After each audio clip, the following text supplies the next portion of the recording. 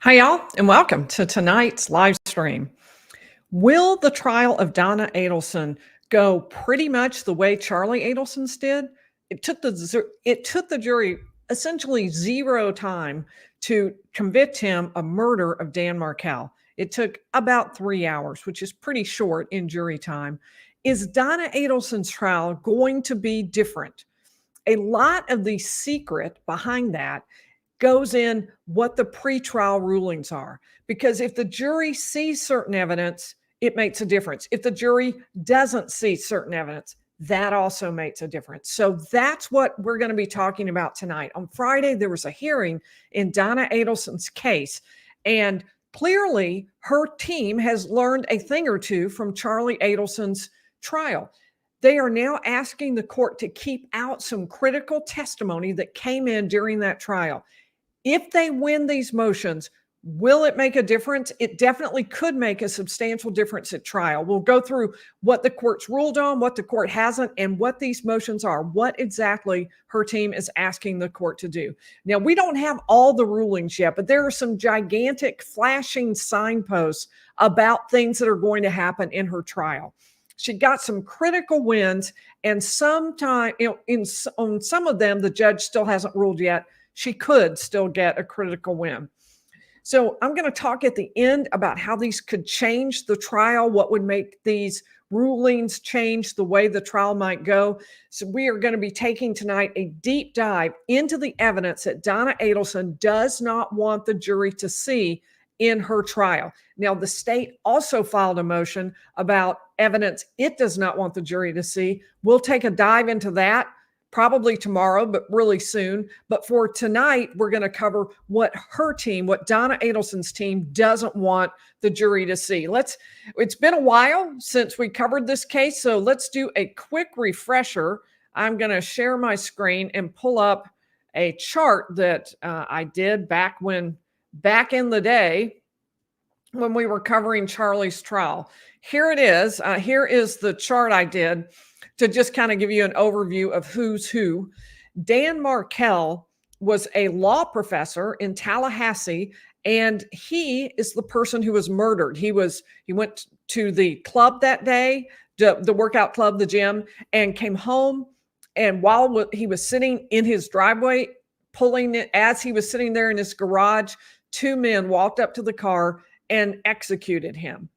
These were hitmen. You see them at the bottom. Garcia has been convicted. Rivera has already pled guilty. And those two were the hitmen hired by Katie or Catherine Medbanawa. You'll see her on the bottom row there.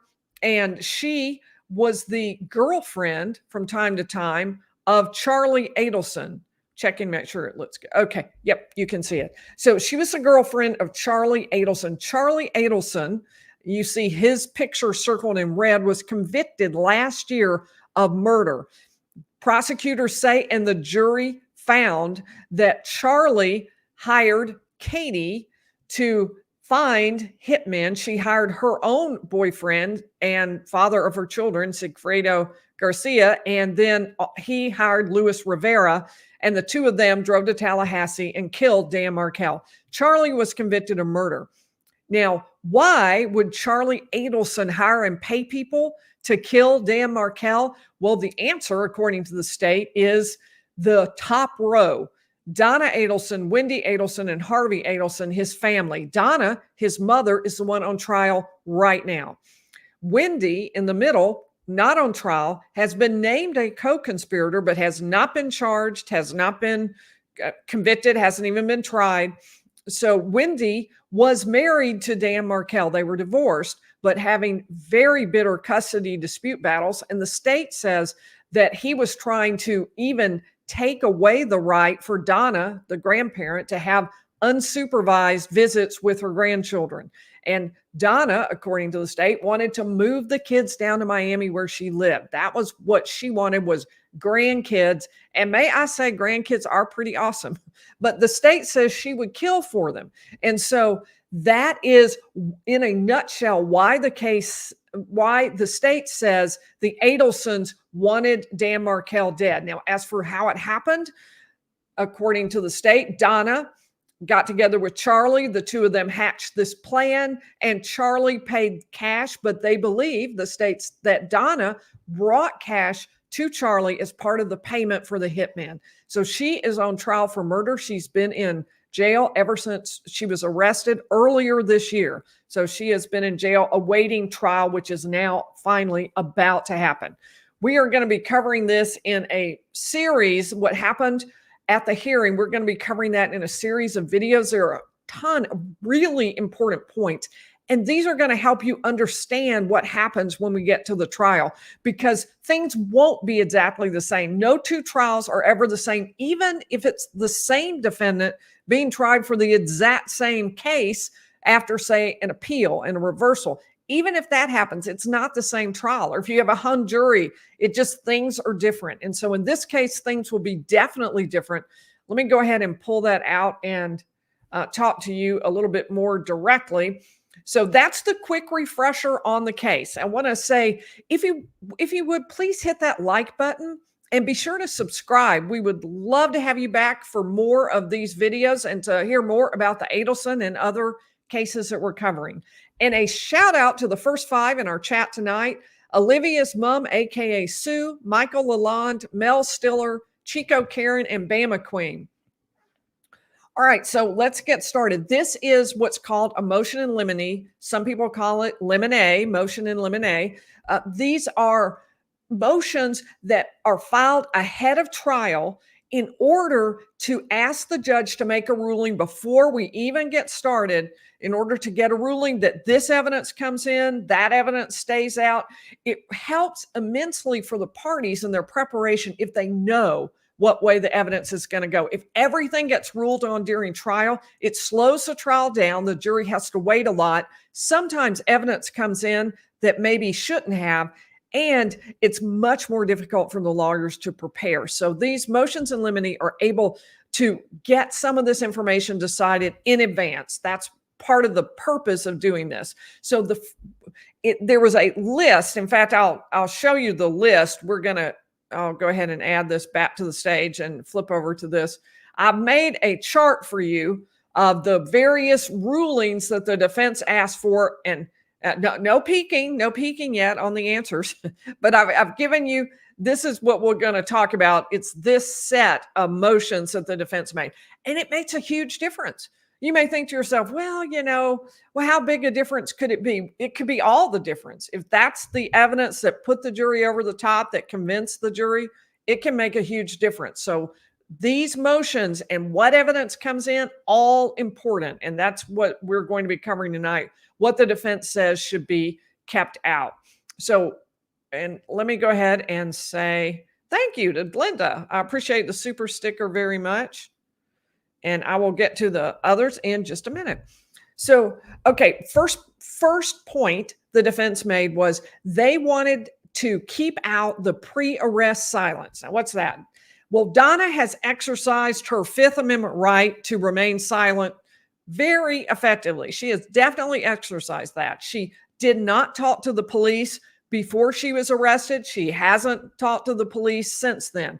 The defense wants to stop the prosecution from talking about the fact that Donna never cooperated, as the state would call it, with the investigation by coming in for interviews. The defense calls this pre-arrest silence.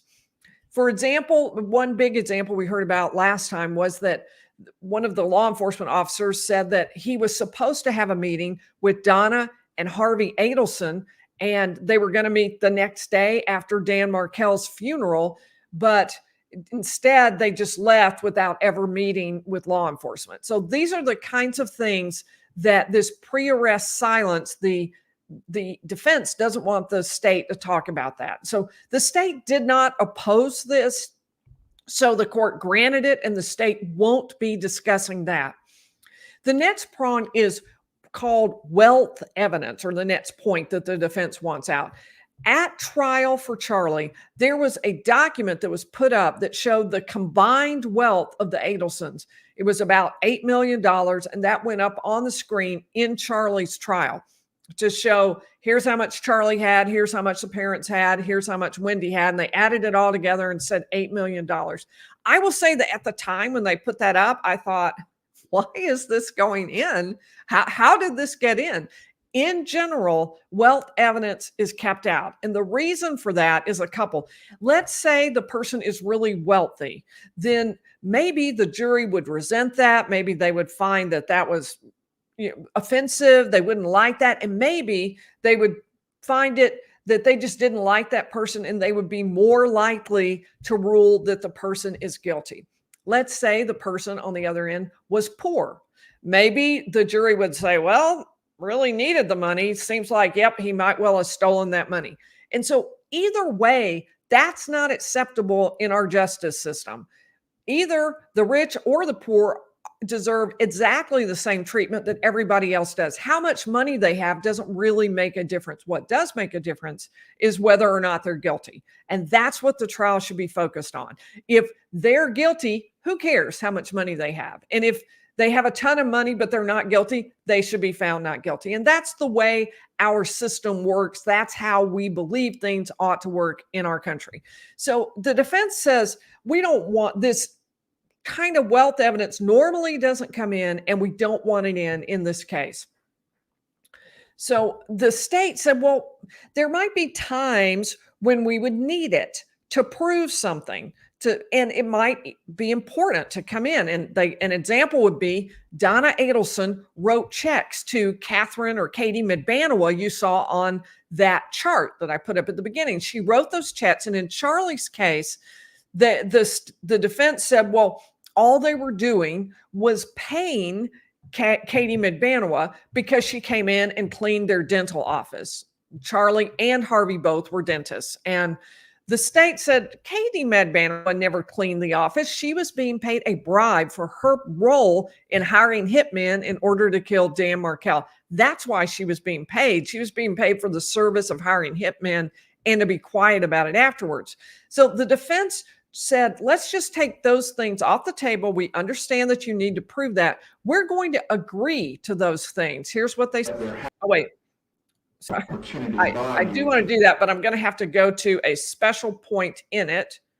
I'm going to be using this for several different videos. So let me take you to the spot we want. Okay, we'll start it there. It's pretty close. The state is contesting the standing of the defendant to raise this issue, correct? Correct. We're not disputing that she signed the checks. We're not disputing that the checks came from the Adelson Institute. And we're not disputing that $100,000 was paid to Catherine Medbanawa on the night of July 18, 2014.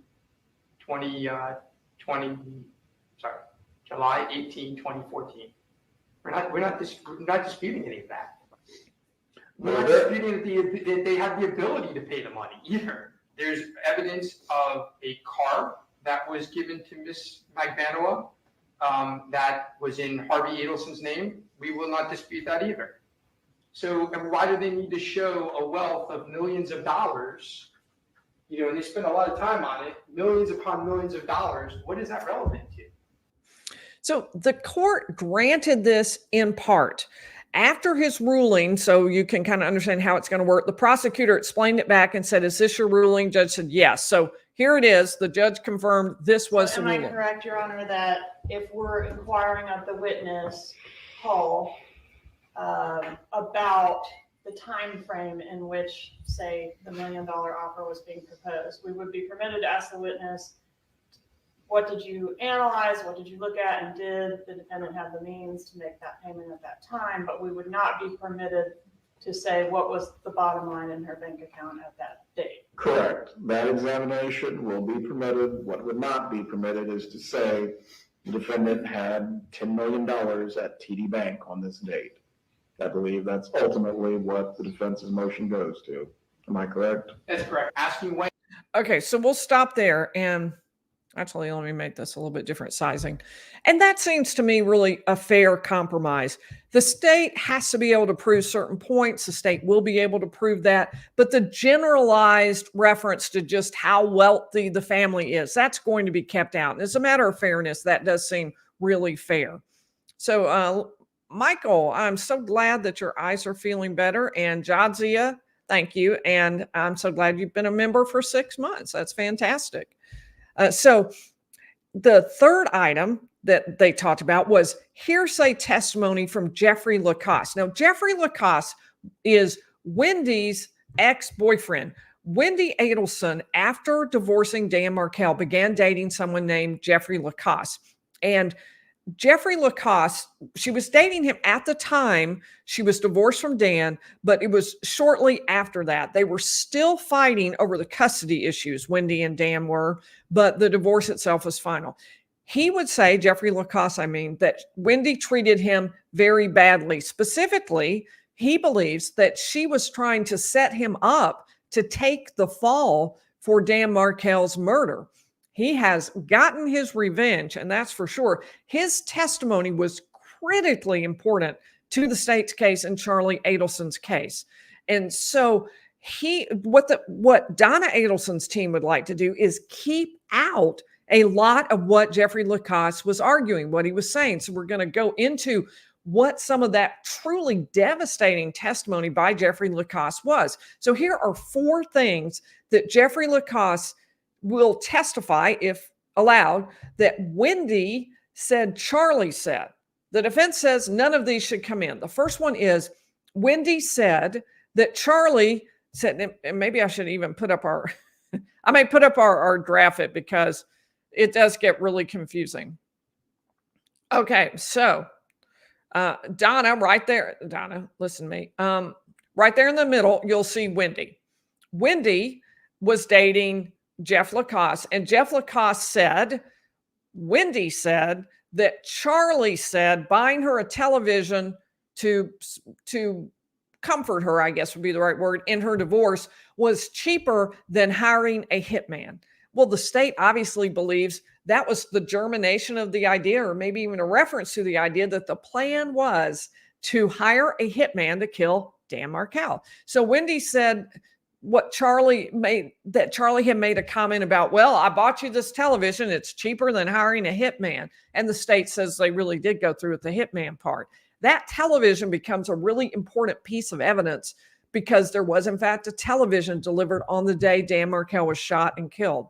Now, Wendi also said that Charlie looked into the possibility of hiring a hitman, Jeffrey Lacoste says. So that means Wendi said Charlie looked into possibly hiring a hitman. Now, the state is going to argue hearsay, hearsay, hearsay. We'll talk about that in just a minute. But that, in other words, this is a step further than the first one. What Charlie and Wendi say is just a joke that buying her a television was cheaper than a hitman. This is, Charlie said he was looking into hiring a hitman, looking into that, much more specific. And Wendi said Charlie described a dinner as a celebration. That dinner was after Wendi had left. Dan Markel had been murdered. She had now moved down to Miami with the boys, and they all went out to dinner. Wendi says, I've been morose for 30 days, so upset, and we just went out. It was just a chance to be together and enjoy our time together. And for me to get out after having been in mourning for so long because of the death of my ex-husband. Now, that dinner, was it a celebration? According to Jeffrey Lacoste, that's what Wendi said Charlie called it. Now, Wendi also said that Charlie kept large amounts of cash in his home. That becomes important because of the fact that cash, according to Katie Midbanwa, cash was given to her by Charlie. And then according to Luis Rivera, they received and were paid in cash for the service of killing Dan Markel. So those are 4 critically important points. And so the defense wants all of that out. They want none of that evidence coming in at Donna Adelson's trial for obvious reasons. But their argument legally is that it's hearsay. Charlie, if Charlie comes in and says, I said that, that's not hearsay. But if instead what happens is, and I'll go ahead and pull that out and just talk to y'all. Okay, there we go. So if what happens is Wendi comes in and says that Charlie Adelson says that, well, that actually is okay also, because Charlie and Donna Adelson are conspirators. They're both accused of conspiracy to kill Dan Markel. So the statements by Charlie in furtherance of the conspiracy will come in. Now, are these in furtherance of the conspiracy? That'll be a different argument, but they conceivably could come in. But the defense is saying, look, it's not even that. It's Jeffrey Lacoste saying that Wendi said, that Charlie said, and none of this is Donna. None of this is Donna saying anything. So it shouldn't come in at her trial. So let's hear what the state argument is. What Sorry. Charlie Adelson Defense said is still hearsay because Donna Adelson is the party opponent. And it's not a statement in furtherance of the conspiracy because none of this had to do with any conspiracy statement in furtherance of the conspiracy to commit a murder. None of these statements are in furtherance of conspiracy. So what I'm trying to say in short order is, number one, we assume you're going to rule the same way, that it was hearsay, and prevent it from coming in through Jeff Lacoste. And what we're also arguing is that it should come in through Wendi Adelson because that is also hearsay. It's hearsay because it doesn't fit an exception. That it would have in Charlie Adelson's trial. Doesn't fit that any exception in this trial. And so we're asking that it not come in at all. But here's a question. Okay. Why is Wendi testifying? What he's saying is that it was Wendi coming in and testifying that opened the door to all of this coming in. So why is she testifying? I mean, what is in it for her? Why does she not just say no? This is actually a question. Please put your answers in the chat in the comments. What do you think? What do you think is the reason? Now, the state clearly wants to prosecute her. It has named her as a co-conspirator. Why is she risking giving them more ammunition? She can't be coming in to help her family because it didn't help. We don't know for sure whether she will testify at Donna's trial yet or not.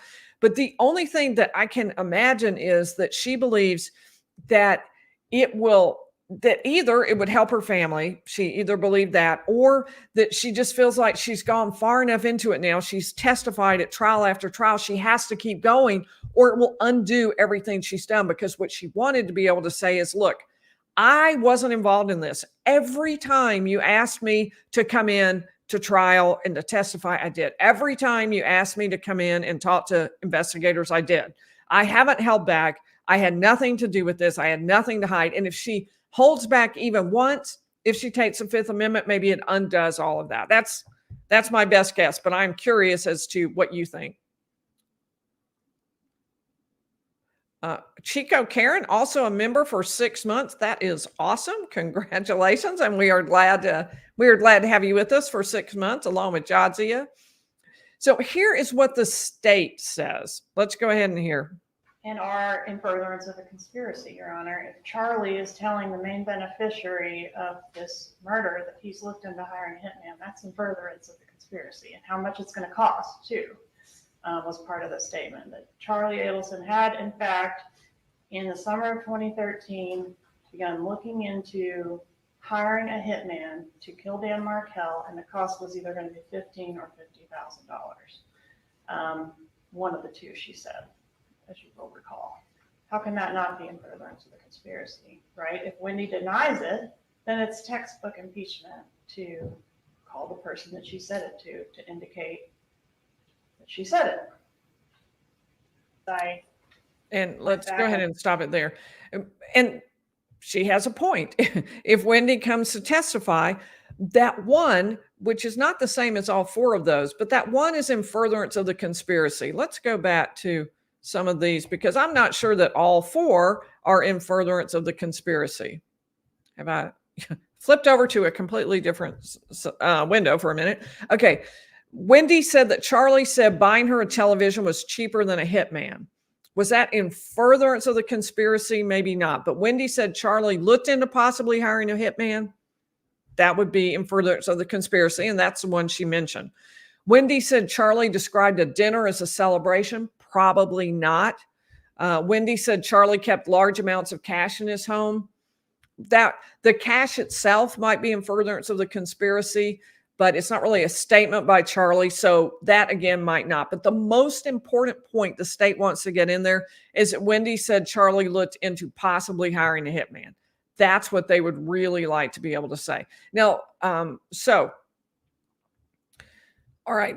So this defense says, well, you can't put these in. The court has reserved ruling, saying that the judge wanted to do some more research on what it means to be in furtherance of the conspiracy. So he'll take that and apply it against every one of those points. So the fourth item that Donna Adelson's team wants out at trial is testimony from Wendi Adelson about several topics.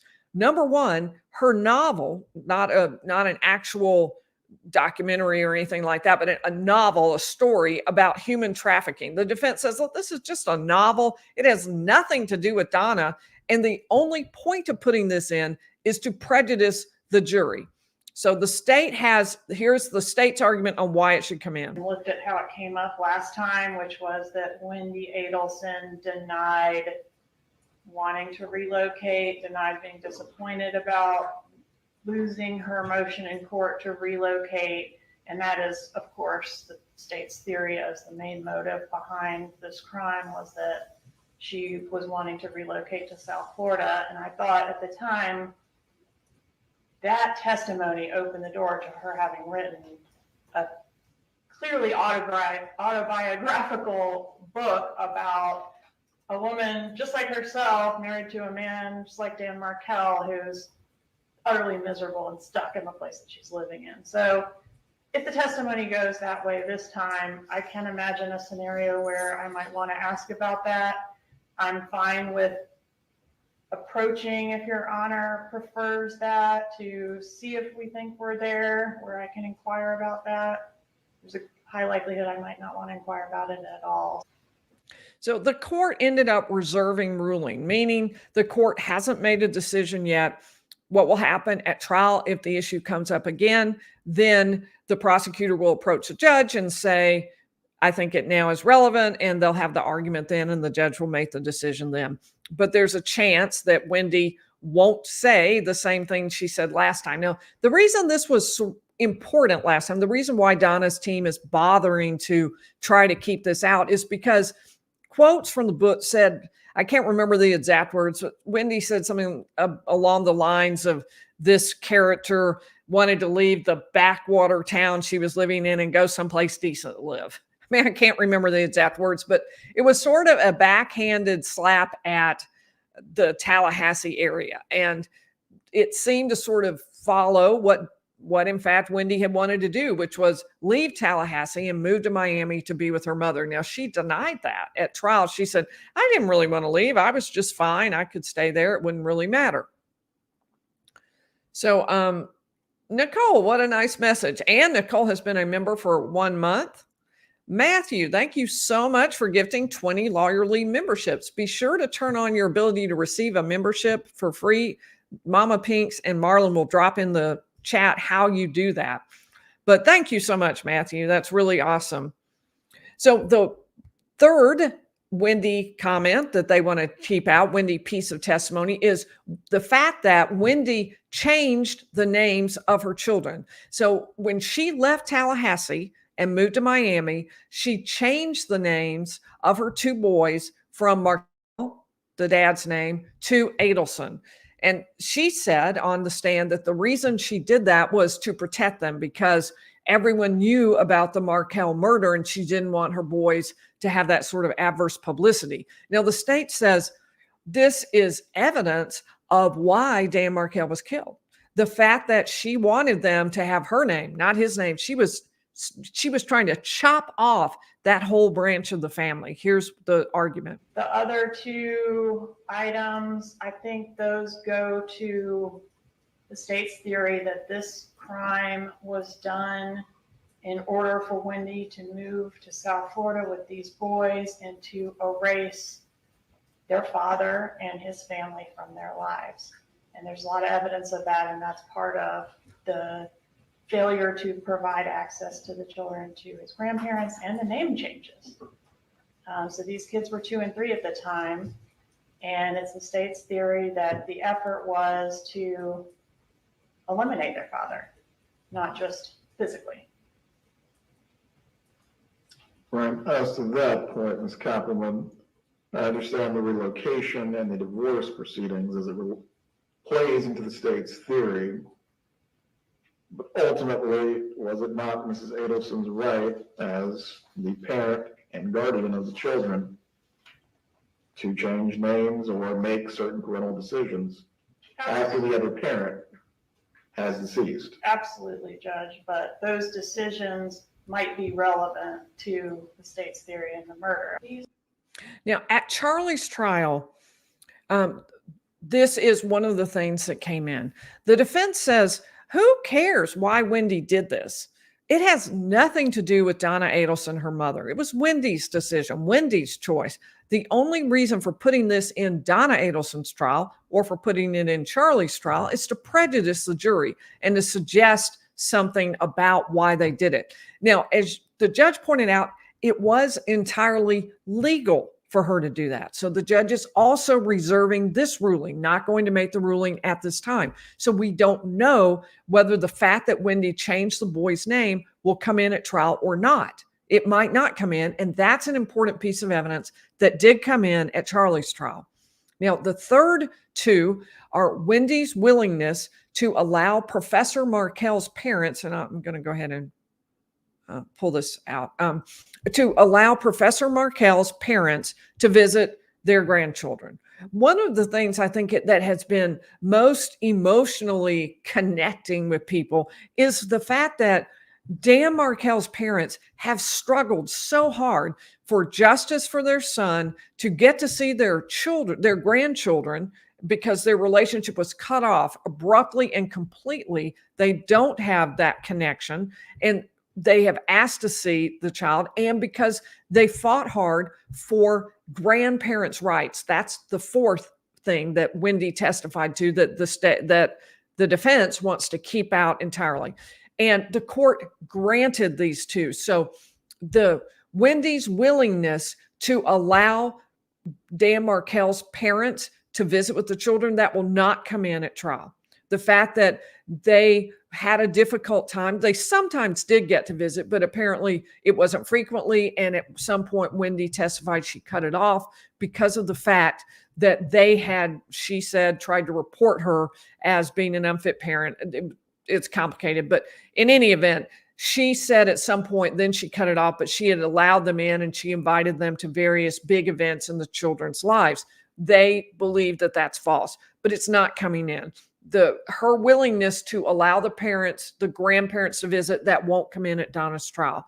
Also, the fact that the grandparents sought to get some legislation in Florida that would give more rights to grandparents who want to see their grandchildren, that also will not be coming in at the trial. The judge granted both of those motions in limine by the defense. So what about Donna's dramatic jailhouse calls with Charlie? Are those going to become evidence against her? I'm going to be doing a couple of videos on this separately, but just to give you an overview of what was being argued about this, the defense doesn't have an argument that Donna's statements can't come in, but they do have an argument that Charlie's can't. Their argument was that they believe it's hearsay and it's not in furtherance of the conspiracy. And the reason they say that is he was already in jail by this time. He'd already been convicted. These are conversations that occurred in roughly the week after he was convicted and before Donna went to the airport and was arrested on her way to Vietnam. That's going to be another video we're going to be doing, but we're going to cover that and what happened and what the rulings are around that, what the jury will get to hear about that. So now, why does the defense want this out? Because some of these conversations showed some very embarrassing things about Donna talking about fleeing, about Donna talking about going to Vietnam, about Donna talking about the fact that this particular country she had selected did not have an extradition treaty with the United States. Now, the extradition treaty means that that country has an agreement with ours that if we want to prosecute somebody, we would say to that country, please send them over, and they would do that. It would be an agreement that we would back and forth exchange people for prosecution as requested. So So, but Charlie and, excuse me, Donna together also made some really negative statements about Tallahassee. That's another thing that might be included that would be embarrassing and harmful for Donna if it goes in. So, are these going to come in? What the defense argued is cut out what Charlie said. That because that's not in furtherance of the conspiracy. The conspiracy's over. He's in jail. He's been convicted. So those don't come in. Just put in Donna's statements. And the state said that they had no real way to do that. Here, I'll let you hear what they said.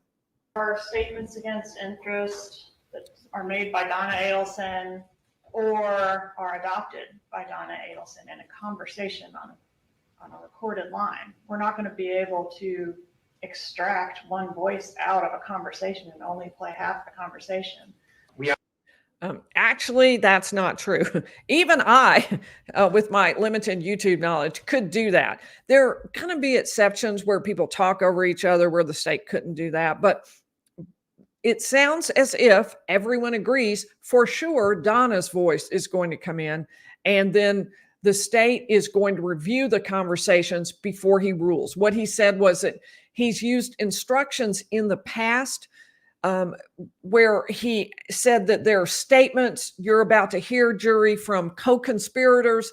Those statements are only pertinent to explain the reactions and responses they may elicit. So in other words, you can't pay attention to what was said, only to what the other person and how they reacted. So you're not to consider them as true, he would tell them. They're offered only to establish context for what you're about to hear. So the judge, at this point, the judge said, I'm going to go back, I'm going to look at these conversations, and then I'll rule, but I'm going to wait until I've kind of seen them. So my view is the judge might want to, may ultimately ask the defense, what exactly do you want out? Because it really might allow a lot in. There might be a lot of the things that Charlie says that they don't really care about. So that may be one solution that the judge comes up with. Thank you, Allison. I appreciate it. Yes, I'm glad you like the channel. Thank you.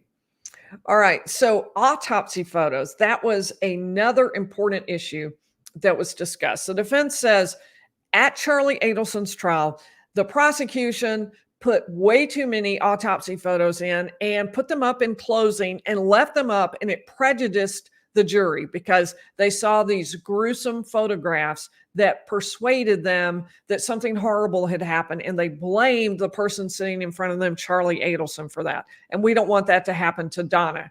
So here's the argument. I understand they have to meet their elements, and one of the elements is to show that he was killed. That has never been in dispute. We understand Old Chief. We understand that ruling as well. But Judge, we would ask that these autopsy photographs be limited. That's our request. Although I believe, I'm not certain if any of these were used during the examination of Mr. Rivera, but doesn't the examination of Mr. Rivera in some ways coincide with these photos, at least as to how the murder was carried out itself? I mean, they weren't used with Mr. Rivera, I don't think. They were used with a medical examiner, and they were used in closing arguments. The state... Let me stop it quick. Okay. So the state said, look, these weren't significant, horrible photos. These weren't really gruesome. These weren't the kind of photos where you're staring into someone's innards. This wasn't terrible. We put rather mild photos up, and we ought to be allowed to use them. And the court ruled with the state on this. Photos can be used as they were, said, okay, there is probative and prejudicial value in a photograph from an autopsy, but the value of having them outweighs that. It's not outweighed by how the fact that it can be, I'm saying this all wrong. Let me start that over. The prejudicial effect does not outweigh the probative value. So it proves something that's important, and that's not outweighed by the fact that, yeah, it does have some prejudice to the jury. So the final thing I want to talk about tonight is Donna Adelson and wanting to keep out the really explosive wiretap evidence that helped convict Charlie. Now, the motion to suppress the wiretap, she filed the exact same motion that Charlie Adelson did. Charlie Adelson lost that, and it was slightly different, the attorney said, just based on, they explained Donna had standing instead of Charlie had standing. Here's what the defense attorney argued. Went to tremendous means to try to wait to arrest Mrs. Adelson until she... That is not it. I have to skip to a little, or actually go backwards to right there. Judge, I'm definitely not going to belabor this motion. It is the same exact motion that was filed in the last trial. It was denied in the last trial. The only difference in this motion is we have a section where it shows that Ms. Adelson has standing to make this motion.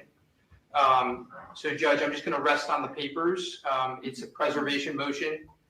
We respect your judge's ruling previously, and I don't think, unless you want me to answer any questions. I don't believe the state is contesting the standing of the defendant to raise this issue, correct? Correct. We're not. Okay, so we'll talk just a minute about what he just said. What he said was essentially, same motion, same one we filed before. You already ruled against us. I'm not trying to waste your time by re-arguing it. I just want you to know it's the same motion. I'm not trying to pull a fast one on you. I'm being honest with it. It's the same motion. We still believe it, and so we're going to file this so that way we'll have it preserved for appeal. And the court will and think, in fact, already did, file the written order and denying Donna Adelson's motion. So I did a little score sheet, which you saw a hint of earlier. So let me add this to the stage, and I'm going to take us through our score sheet. So, and this is just kind of a little summary I made to help me and help all of us understand kind of what the court did. The greens are ones where the court granted it. I should have put grant instead of a check mark in that first one. And the red means he denied. The green means Donna Adelson won that. Red means Donna Adelson lost that. Most of them, as you can see, or 4 of them, are still out there. So pre-arrest silence, she won. And she won because the state agreed to it. Wealth evidence, she won in part, but it was a pretty significant win in terms of what's going to be kept out. Now, that hearsay testimony from Lacoste, that's a huge issue, and the judge's reserved ruling. Testimony from Wendi, she won on 2 points, the Markels visiting their grandkids and lobbying for grandparents' rights, but the court still hasn't ruled, and will wait until trial to see if it comes up, on Wendy's book and changing the boys' names. Now, Jailhouse calls, the court is going to actually look at what those calls are and make a decision then. And then there were the autopsy photos and the wiretap evidence, and Donna Adelson lost on both of those. The state will be allowed to use both of those. So let me pull out and just talk. So you can see from, these are huge issues, really pivotal to whether or not Donna Adelson can win at trial. And she won some of these. So there will be some critical differences between Donna's trial and Charlie's trial. There will also be new evidence. We have less of a window into that because of the fact that most of that will be presented at trial. The only way we get a window really is if there's a motion in limine that says, don't allow this in. Please keep this out. And then we would know what it is that's being kept out, what the new evidence is, as we know with jail calls, for example. So these, she did win some, and they clearly learned some from what happened at Charlie's trial. It could make the trial really different. It could change it. The wealth evidence, I think in particular, is important to keep out.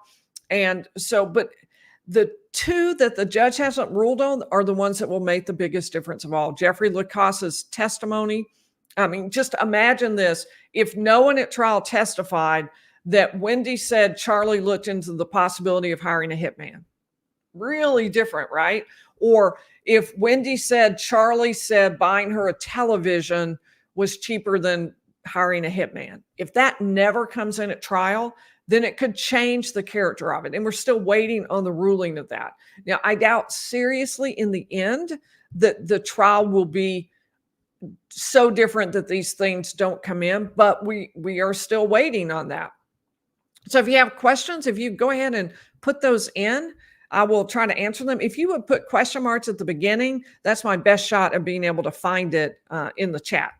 So thank you, Sunny M. I really appreciate your nice comment and your super chat. And Shy Gal, thank you for gifting a Lawyer Lee membership. I appreciate that so much from both you and Matthew tonight. And Veronica is really not happy with some of the rulings on this, on the ones that Donna won, and feeling like the judge shouldn't have granted them, that the jury ought to make the decision. And that's certainly an argument, and that is the very argument that the state was making.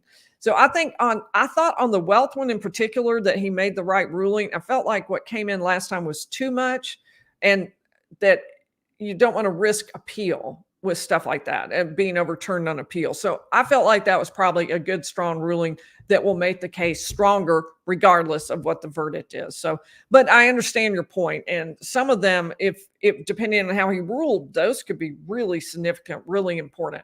So I'm heading over to see if there are some questions with question marks at the beginning. I'm seeing some. Okay. How was my Labor Day weekend? Well, that's an easy one. Thank you, Michael.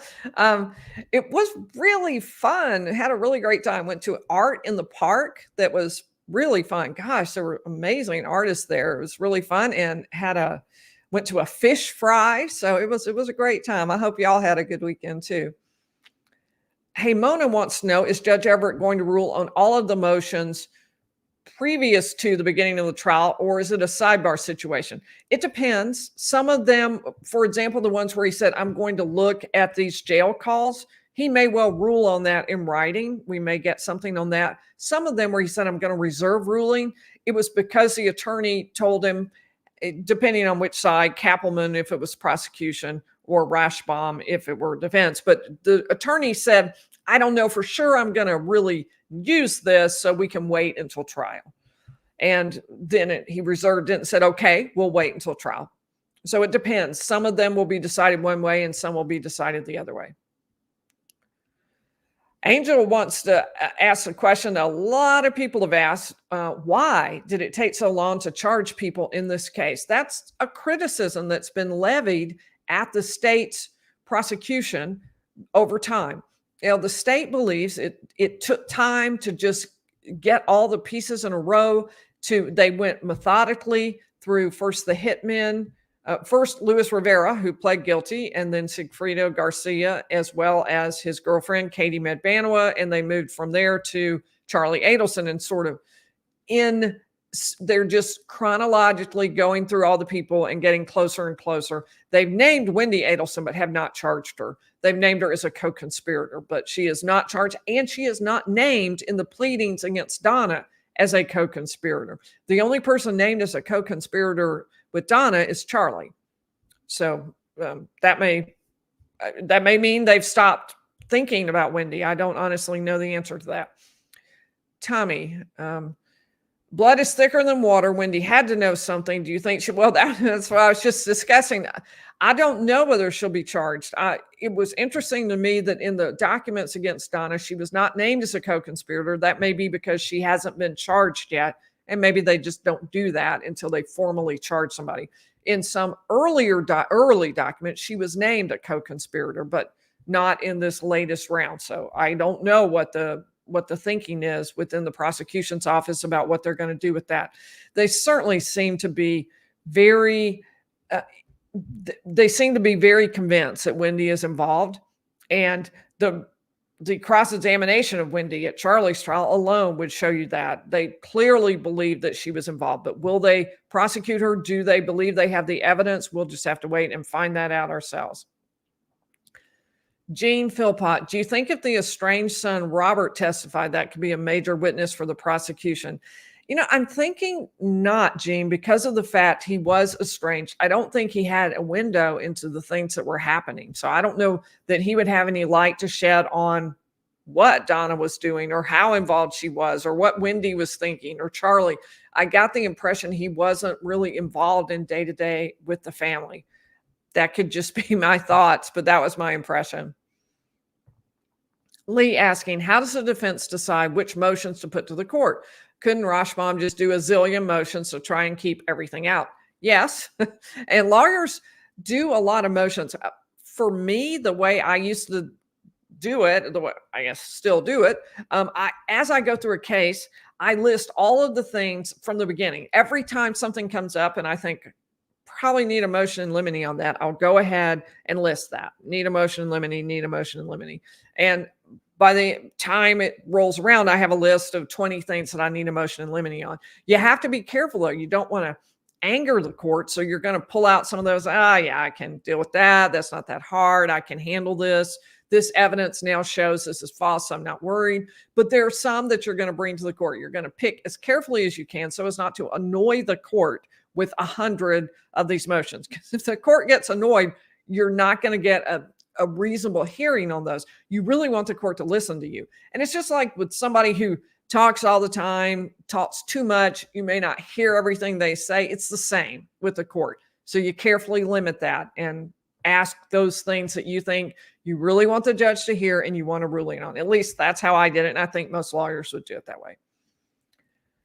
So Tracy Hahn would like to read a few articles about the Adelson case. And Tracy, we covered that trial here on the channel when we went through Charlie's trial. You would probably, since you like YouTube, you would probably really enjoy running back through that case and watching as the evidence unfolds and as we're following the case all the way up to the verdict against Charlie. It was a really fascinating time following that. So you would probably enjoy that. If you go to my channel, there's a playlist for the Adelsons and for Dan Markel. So you will see that playlist right there and you can watch through them. Veronica, do you think Charlie will take the stand? Such a good question. I have really wondered, will Wendy, will Charlie, will Donna? I would really like to know. I don't know the answer. I think Charlie won't take the stand, but I don't know. That is a good question. He did not take the Fifth Amendment in his trial. He testified. So will he come forward then because he didn't invoke the Fifth? Maybe he needs to come forward now. We'll just see. Sal, do you feel that Harvey has covered himself by allowing Donna to do most of the speaking, or will he be on the radar for potential arrest? And another huge issue for speculation, and I can't tell you the answer to that. Harvey really seemed to have the least involvement, but it wasn't no involvement in terms of what the state has looked at. For example, at Matsuri, the sushi restaurant, he met with Charlie. There was someone there taping them, and there wasn't really much in the way of incriminating information, but you could infer from that he maybe knew about what had happened. This was after the fact, and what they will have to connect him before the fact, that's less known. So I don't know. I don't know. We'll just see. Do you think we need to know, she asks, about the Charlie Adelson case before we watch this one? I don't want to be lost. I don't think you have to. Obviously, it helps anytime, and you might really enjoy going through the videos on that playlist, but as far as figuring out the case, it will start with day one with what the jury is told in opening statements, and I'll chronicle it from that perspective. Here's what the jury knows now. There will be comments. I might say, well, this is different. This is the same as Charlie. Here, there will be comments. But as far as learning about the case, you're going to learn about the case just along with the jury because we'll follow the trial like that. So I don't think you have to, but you might just enjoy it in going back through the playlist. Homer, did you see? No, I didn't see that. He's referring to, I think, another channel and reasons why Wendi Adelson is guilty. She hasn't been charged, so I don't want to get into her guilt. If she gets charged, obviously everything changes, and then we'll have what the state has to say.